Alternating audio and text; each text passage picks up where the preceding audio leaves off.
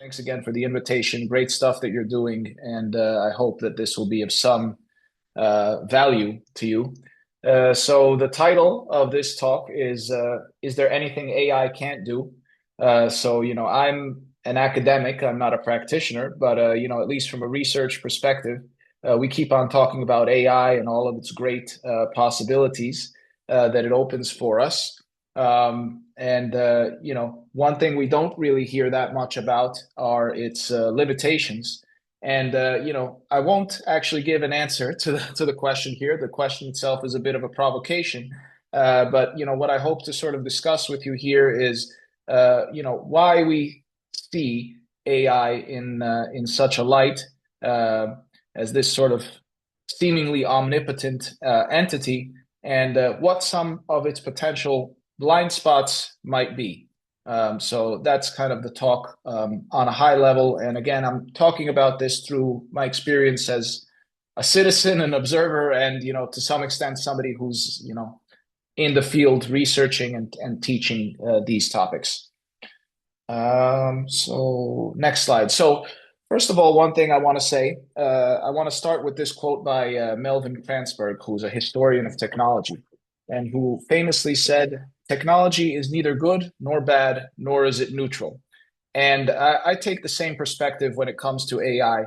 I think that a lot of the time we frame things either, as being, as I call it, between utopia and apocalypse. On the one hand, you have the evangelists and the utopians thinking that, AI is going to do all this good and open up all these new possibilities. And at the same time, you see people talking about how AI is going to, take over and destroy things. I think that beyond this dichotomy, there is a fundamental essence to AI as such. There's a fundamental nature to it that might inform what kinds of things it can and cannot do. And also, there's a certain way that we culturally and ideologically perceive AI that I don't want to use the word bias, but sort of shape our perception of it and shape what we really ask from it. So AI is a particular type of intelligence rather than merely a superior or enhanced intelligence to me, which I hope to expand upon. So back to the initial question: is there anything it can't do? Well, I think this is kind of a dominant view in the academic and the industry circles. Here it's mentioned by Daniel Kahneman, who's a Nobel Prize winning economist on behavioral economics. And when asked if there's anything reserved for human beings, he kind of responded, "Well, I don't see any reason to set any limits on what AI can do." So while human beings are really, inherently flawed, or at least viewed as flawed by behavioral economists, right? We have all kinds of biases and all kinds of cognitive deficiencies that are systematic across humans, right? AI has no real fundamental limitations in our broad perception, right? That is, with sufficient data, with technological advancements, a lot of people seem to believe that AI can really do anything. And this leads to kind of what I will refer to, and unfortunately I didn't coin this term, as AI fetishism, right? I am going to argue here that basically for the existence of this AI fetishism, which is kind of this inclination that we have, this ideological inclination that we have towards viewing AI as omnipotent. And, I'm going to discuss some of what I believe to be the ideological driving forces behind this perception.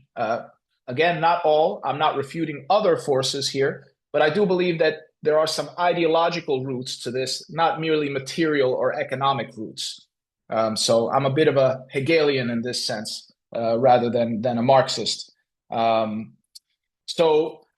the question of does AI have any inherent shortcomings? Well, in the current state, I think clearly yes. And this is even confirmed through meta-analyses, is that in many cases, human plus AI, so human AI collaboration, is worse than human alone or AI alone. For those of you who might find this a little bit puzzling, I believe we have a few fellow academics in the audience, including my uncle, and look at the recent work that your students have been giving to you with the help of ChatGPT, right? It's worse than it was before. And this is not something idiosyncratic to that context. This is something that's happening in many other contexts. Um, but at the same time, the solutions to this are in improving the AI, right? We seem to believe that these things can be overcome. So AI is biased in some ways by the data. So AI policing will, target minorities. Well, we can do debiasing algorithms.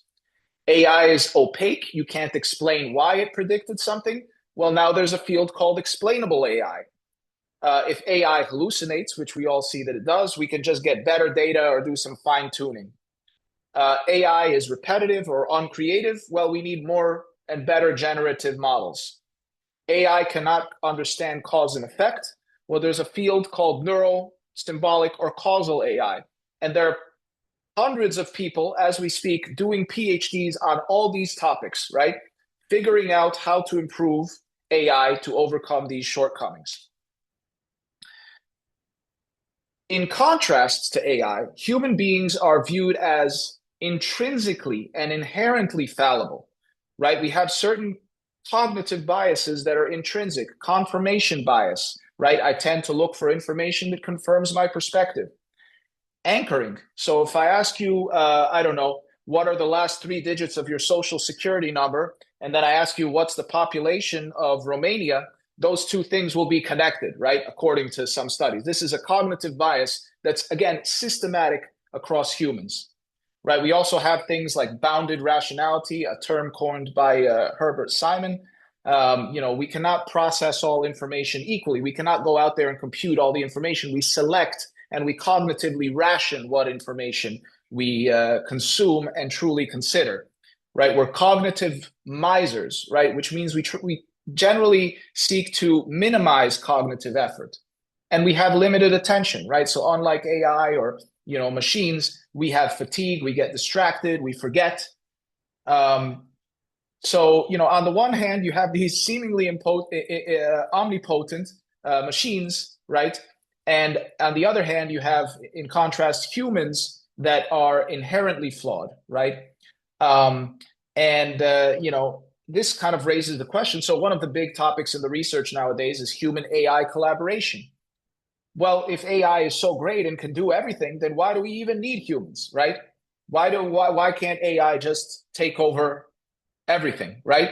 And if we think, let's say, as professors, well, why shouldn't we let students just use AI, right? Why do they even need to think, right? What is really the value in thinking? And I don't mean in some French poetic, romantic, smoking a cigarette way, but in a utilitarian sense. Why do we need thinking in today's world when we can just outsource it to a better, a better thing, right? Our focus should be on perfecting that thing rather than, let's say, improving or perfecting ourselves. So indeed, there do seem to be some trends as evidenced in the research, including by some colleagues of mine. Algorithmic, we're transitioning from AI or algorithmic aversion to algorithmic appreciation. So it used to be people that were a bit averse to technology.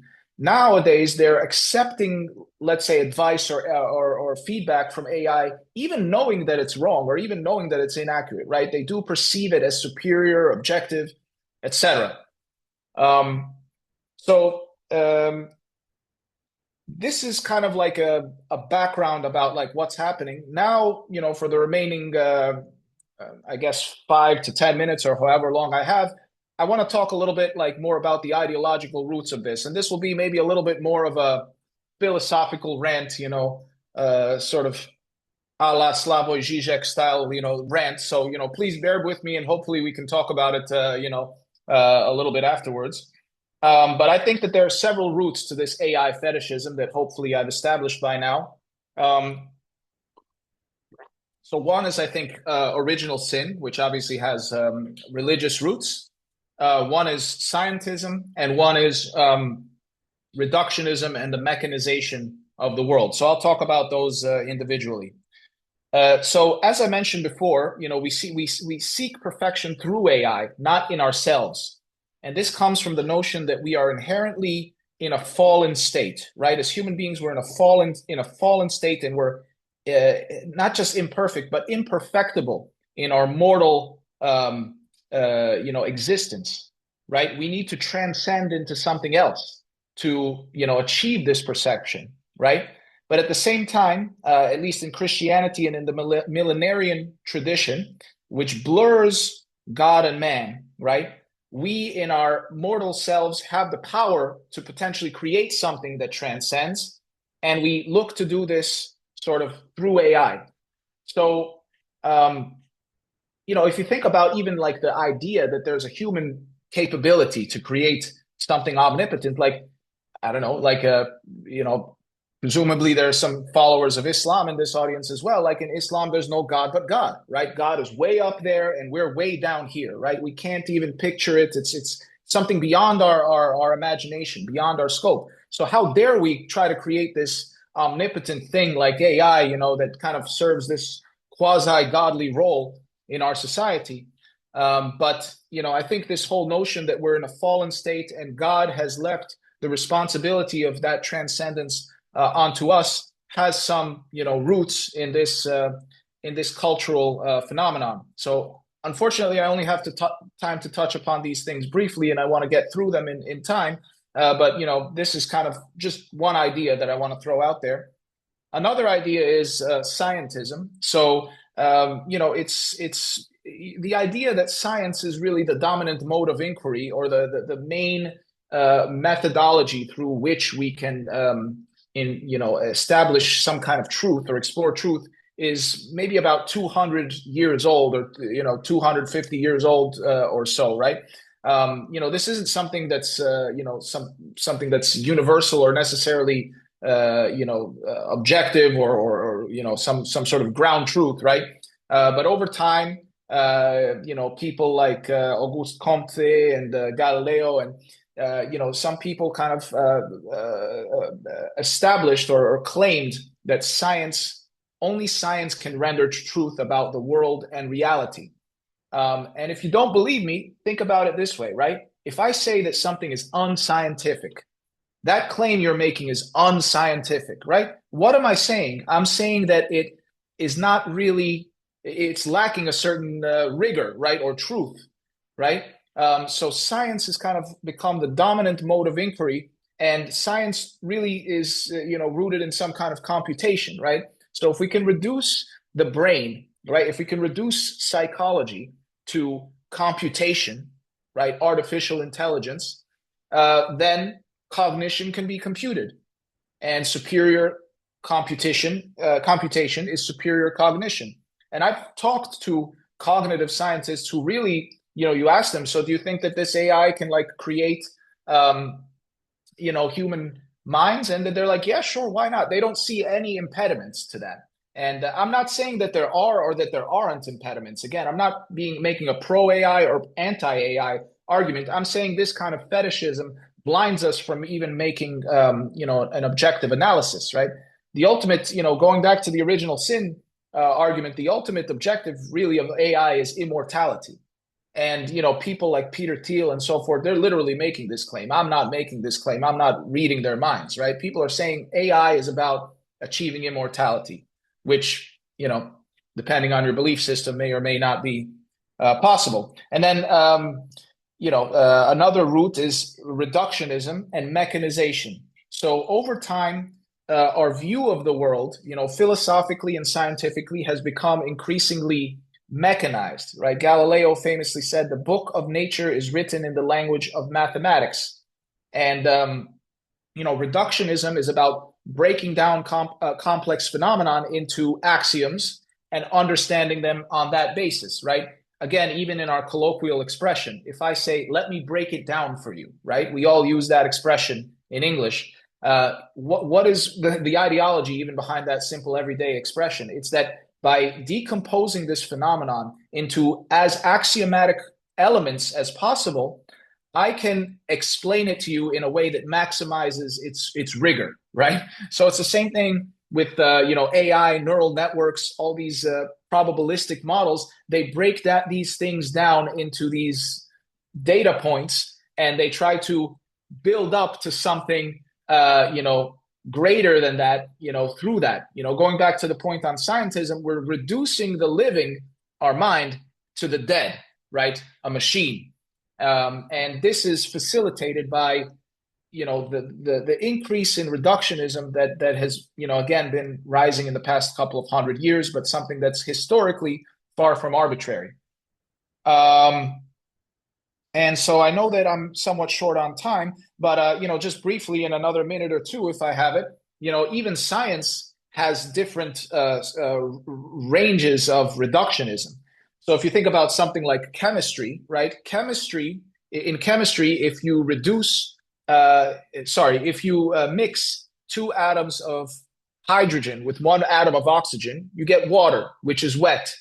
Neither hydrogen nor oxygen are wet, right? But it creates this thing called wetness, or something like temperature, right? We're all sitting in a room. There are molecules all around us. Those molecules don't have a temperature, but yet there is this thing called temperature that emerges from all those molecules, right? So with these neural networks and AI models that break things down into axioms, and you rely so heavily on reductionism and mechanization, can you capture phenomena like temperature? And even science has various degrees of tolerance towards those kinds of phenomena. And if we want to go to the end of mathematics, which is the most reductionist of the sciences, there is something called Gödel's incompleteness theorem, which kind of states explicitly that you cannot break down mathematics into axioms that percolate up perfectly into lemma, that percolate up into theorems without having some loss of information, which I think really is in some ways the goal, right? So this is what we try to do. We try to take data, right? Data-driven decision making, right? This is what it's all about. Give me the facts, right?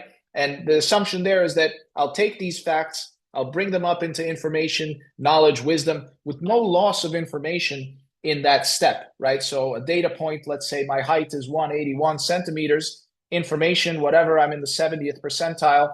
Knowledge, well, what's my probability of becoming a basketball player? Maybe high, maybe low, right? But the idea is that you can build a model that can predict, all of these things, perfectly. And so in terms of, what's next for us and what's next for AI in terms of our role in thought, like I said earlier, I'm not, if AI can do everything, rock and roll, let's do it. I'm even open to that, right? This isn't an anti-AI thing, but I do think that there are some serious ideological predispositions that we have, only some of which I've probably discussed today, that make us inclined towards valorizing AI and seeing it as omnipotent and seeing ourselves as low or beneath, and creating a desire in us to transcend through AI. And what, okay, so what, like, what's the danger? Well, I'm not so much afraid of, let's say, AI taking over the parts of decision making and intelligence that it is well suited to doing. What I think can happen is that we will presume that AI can do everything, and therefore it will take over not just the parts that we can do, but the parts that we cannot do, right? So I'm thinking about, let's say, myself as a scientist. Some people are saying there will be no more science. AI will just do all of it, right? And, I have no problem with AI doing some of it. But what I do have a problem with is the scope of science changing into that which AI can perform and just putting everything else under the rug, right? And that will happen unless we really acknowledge, okay, what can AI do and what humans can do? And I think we need a more nuanced understanding of that than we currently have based on the inherent limitations of AI, right? So again, we have behavioral scientists like Kahneman that analyze all the systematic biases that we have, like I mentioned earlier, anchoring bias, cognitive misers. Why don't we have something like that for AI, right? Does AI have any systematic, modes of thinking that we can analyze, overall, that might differ from us?